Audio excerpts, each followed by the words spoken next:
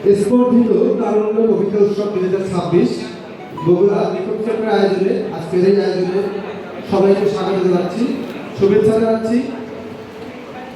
আমি 2021 থেকে কন্টিনিউ এই বগুড়া লেখক চক্রের আয়োজনে প্রতিটা আয়োজনে চলমানভাবে আসতেছি, কন্টিনিউয়াস। খুবই ভালো লাগছে। এখন এই লেখক চক্রকে নিজের একদম সত্তার সাথে মিশে গেছে, আপন মনে হচ্ছে। তো আজকে যে শিরোনামটা ছিল স্পর্ধিত তারুণ্য, এই শিরোনামটা আমাকে ভীষণভাবে আকৃষ্ট করেছিল। তারুণ্য বলতে আমরা বুঝি বা স্পর্ধিত তারুণ্য, আমরা যদি সেই সুকান্ত ভট্টাচার্য 18 বছর বয়স কবিতা দেখি, যে 18 বছর বয়স কি দুঃসহ, স্পর্ধায় গায়ে মাথা তুলবার ঝুঁকি।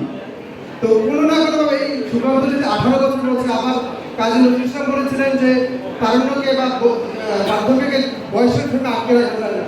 কিন্তু কেন জানি ঘুরে ফিরে তারুণের সাথে বয়সটা চলে আসে। আমরা যারা পুরস্কার পাবো তারাও খুব তারুণ, তো সেই জন্য তরুণ মধ্যে বয়সটাই আমরা নিয়ে আসি বারবার। কিন্তু আমি আসলে এই থিওরিতে বিশ্বাস করি। আমি তারুণ্য বলতে বুঝি, আমার চোখে সবচেয়ে বাংলাদেশের সবচেয়ে সুদর্শন তরুণ আব্দুল আল সাইদ। আমার কাছে তরুণ মনে হয় দিলারা জামানকে, আমার কাছে তরুণ মনে হয় নায়ক আলমগীরকে।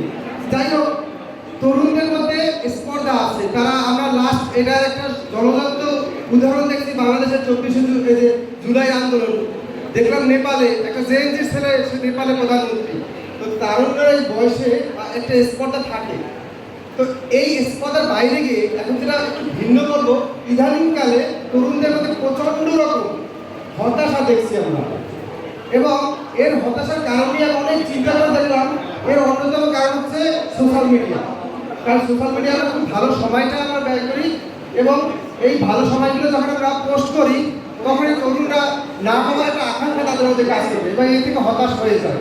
এই হতাশা থেকে ইদানিংকালে তরুণদের মধ্যে আত্মহত্যার প্রবণতা ব্যাপকভাবে বেড়ে গেছে।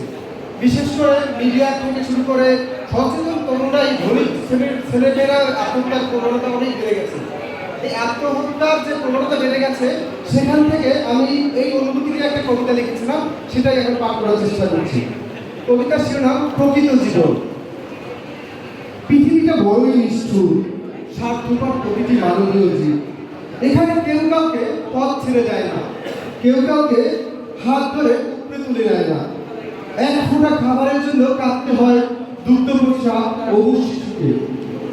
আলতাগি টেকনোলজির 6 ইঞ্চির নীল ক্যানভাসে আঞ্চলিক মনোরম ডিসপ্লে। বদল কিতাবে বাহারি খাবারের দাপটে থেমে যায় শূন্য মালিবাগের কান্না। রং বাহারি 12 হাত গুণনে ঢাকা পড়ে এক আকাশ কালো মেঘের গর্জন।